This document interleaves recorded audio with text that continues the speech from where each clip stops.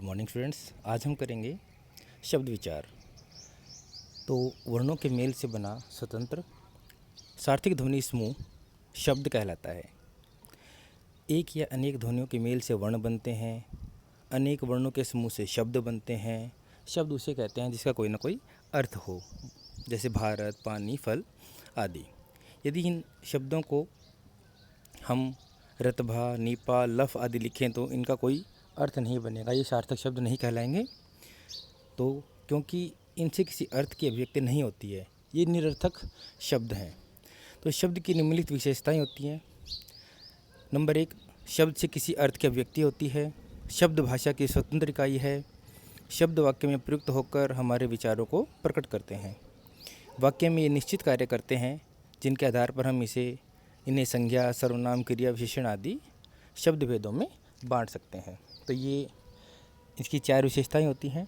अब बात करते हैं शब्द और पद में अंतर। प्रत्येक स्वतंत्र सार्थक वर्ण समूह शब्द कहलाता है, परंतु जब उसका प्रयोग वाक्य में होता है तो स्वतंत्र नहीं रहता है। कारक, वचन, लिंग ये व्याकरण के नियमों में बंध जाता है तो ये पद बन जाता है। अगर हम शब्द कोश को उठाएंगे और इसको देखेंगे तो उसमें हमें शब्द मिलेंगे, पद नहीं मिलेंगे। पद वाक्य में ही होते हैं। अब बात करेंगे शब्दों के वर्गीकरण की। तो शब्दों का वर्गीकरण निम्नलिखित 5 प्रकार से किया जाता है। रचना या बनावट के आधार पर, उत्पत्ति या स्रोत के आधार पर, अर्थ के आधार पर, वाक्य में प्रयोग के आधार पर और व्याकरणिक प्रकार के आधार पर। अब रचना या बनावट के आधार पर बात करते हैं तो इसके मुख्यतः 3 भेद हैं। 1 नंबर पे है रूढ़, 2 नंबर पे यौगिक और तीसरा योग रूढ़। रूढ़ जिन शब्दों के सार्थक खंड न हो सकें तथा जो अन्य शब्दों के मेल से ना बने हों उन्हें रूढ़ शब्द कहते हैं, जैसे सीता, हाथ, रात, सुबह, खाना आदि। अब इन्हें मूल शब्द भी कहा जा सकता है क्योंकि इन्हें आगे हम इसके आगे खंड नहीं कर सकते हैं, और खंड कर भी देंगे तो उनका कोई अर्थ नहीं मिलेगा, यानी कि सार्थक खंड इनके नहीं होंगे। तो बहुत ही आसान है ये। नंबर 2 पे बात करेंगे यौगिक शब्दों की। तो यौगिक शब्द वो होते हैं, नाम से ही पता लग रहा है कि जो योग से बने हों और जिनके सार्थक खंड किए जा सकते हों, वे यौगिक शब्द कहलाते हैं। अब यौगिक शब्द भी कितने प्रकार के हो सकते हैं, कितने कितने आधार पर हो सकते हैं। तो प्रत्यय के द्वारा, जैसे श्रम जमा एक श्रमिक बन गया। उपसर्ग के द्वारा योग हो सकता है। अवजमा गुण अवगुण बन गया। संधि का योग हो सकता है दिन और ईश, तो क्या बन गया, दिनेश। और समास के योग से, जैसे राजा का कुमार, राजकुमार। समास हम बाद में पढ़ेंगे। अब तीसरा है हमारा योग रूढ़ शब्द। तो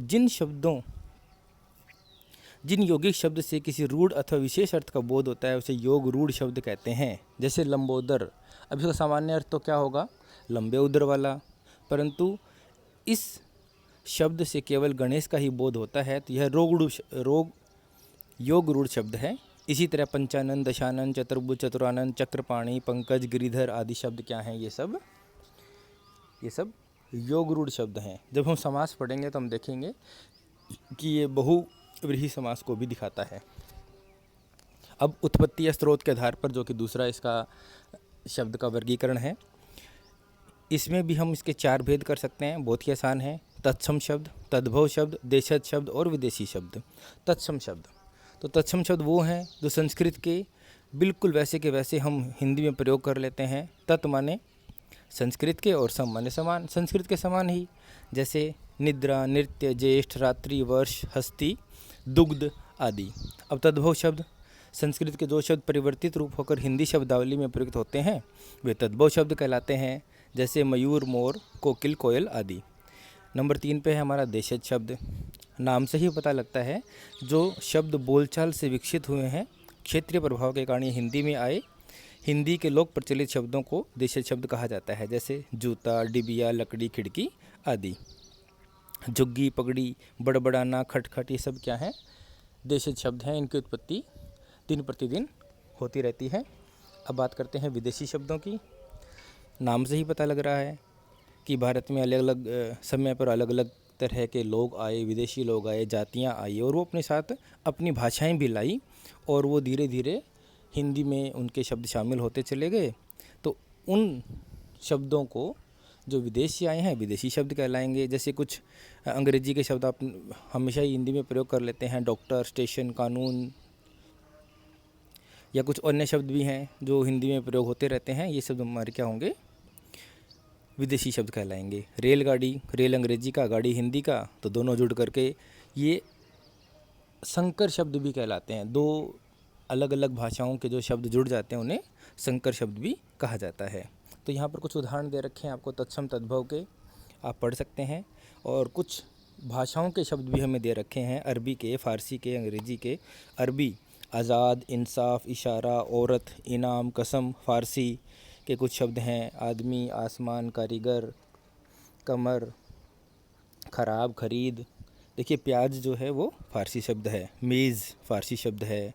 शहद, शादी, शिकार, ये सब क्या है, फ़ारसी शब्द हैं। अंग्रेज़ी के शब्दों को बताने की आवश्यकता नहीं है, आप आराम से पहचान सकते हैं इनको। इसी तरह से कुछ पुर्तगाली शब्द भी थे, कनस्तर, कमरा, गमला, गोदाम, चाबी, तौलिया, ये सब पुर्तगाली शब्द हैं जो हम समझते हैं कि हिंदी के हैं, हालांकि अलग अलग भाषाओं से आए हैं। इसी तरह से तुर्की के अगर हम देखते हैं तो तोप, लाश, चाकू, कैंची, कैंची तुर्की शब्द है। बंदूक तुर्की शब्द है। फ्रांसीसी की अगर हम बात करें तो कारतूस, कूपन, काजू फ्रांसीसी शब्द है। जापानी मुख्यतः रिक्शा शब्द जो है हिंदी में प्रयोग होता है, लेकिन ये जापानी शब्द है मूल रूप से। चीनी, चाय, लीची, ये सब चीनी शब्द हैं। रूसी में मिग, स्पुतनिक। डच में तुरूप और बम, ये सब अलग अलग विदेशी भाषाओं के शब्द थे। अब तीसरा वर्गीकरण जो था हमारा, अर्थ के आधार पर वाक्य के भेद। तो अर्थ के आधार पर बड़ा ही सहज और सरल रूप से इसको आप समझ सकते हैं। इसके 4 भेद होते हैं, पर्यायवाची, एकार्थी, अनेकार्थी और विलोमार्थी।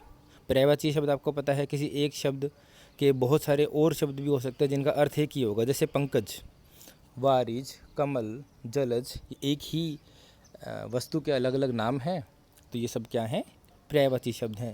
जैसे गृही, तो निवास, आलय, धाम, सदन, ये सब क्या हो जाएंगे, पर्यायवाची शब्द हो जाएंगे। एकार्थी शब्द, तो जिन शब्दों का अर्थ सदा एक जैसा रहता है उन्हें एकार्थी शब्द कहते हैं, जैसे मित्र, पत्नी, पुरुष, दीवार, लोहा, ईंट आदि। सभी भाषाओं के अधिकांश शब्द जो होते हैं वो एकार्थी होते हैं, जिनका एक ही अर्थ होता है। अनेकार्थी शब्द, अब जो शब्द प्रयोग के अनुसार विभिन्न परिस्थितियों में भिन्न भिन्न अर्थ देते हैं उन्हें अनेकार्थी शब्द कहा जाता है, जैसे कर, हाथ, सूंड, टैक्स आदि। तो ये सब क्या होंगे, कर के अलग अलग अर्थ इसके निकल के आ रहे हैं, तो ये अनेकार्थी शब्द हो गया। विलोमार्थी शब्द, ऊपर का नीचे, सीधा का उल्टा, तो ये क्या हो गए, विलोमार्थी शब्द, जो हम प्राइमरी क्लासेस से पढ़ते आ रहे हैं। अब हमारा चौथा वर्गीकरण था वाक्य में प्रयोग के आधार पर। अब वाक्य में प्रयोग के आधार पर 2 ही भेद हैं इसके, विकारी और अविकारी। विकारी शब्द जो लिंग, वचन तथा काल के प्रभाव से अपना रूप बदल लेते हैं वो विकारी शब्द कहलाते हैं। जैसे लड़का शब्द प्रयोग भेद के कारण लड़के, लड़कों आदि बन जाता है। इसी प्रकार मैं शब्द में को हम देखें तो मैंने, मुझे, मेरा, हम, हमें, हमारे आदि रूप मिलते हैं। संज्ञा, सर्वनाम, विशेषण और क्रिया, ये विकारी शब्द हैं। अब अविकारी शब्दों की बात करते हैं। जिन शब्दों में लिंग, वचन तथा काल के प्रभाव से कभी परिवर्तन नहीं होता उन्हें अविकारी शब्द कहा जाता है। ये व्याकरण की दृष्टि से देखें तो क्रिया विशेषण, संबंध बोधक, समुच्चय बोधक और विषमादि बोधक शब्द जो होते हैं वो अविकारी होते हैं। अब इसको आप ऐसे समझ सकते हैं, जैसे लड़का काम करता है, अगर इसको हम लड़की कर दें तो लड़की काम करती है, तो आप देखेंगे कि क्रिया कर्ता का करती हो गया तो इसमें विकार आ गया, तो ये क्या हो गया, विकारी शब्द हो गया। लेकिन यदि हम क्रिया विशेषण करें जो कि एक अविकारी शब्द कहलाएगा, जैसे क्रिया की विशेषता, लड़का धीरे धीरे काम करता है, अब इसको करते हैं लड़की, लड़की धीरे धीरे काम करती है, तो धीरे धीरे क्या था, क्रिया विशेषण था, तो उसमें लड़का था या लड़की थी, कोई बदलाव नहीं आया है, कोई विकार नहीं आया है, तो वो अविकारी शब्द कहलाएगा। अब व्याकरणिक प्रकार्य के आधार पर हम जब शब्दों का वर्गीकरण देखते हैं तो कोई कर्ता का, तो कोई धर्म का, तो कोई क्रिया का।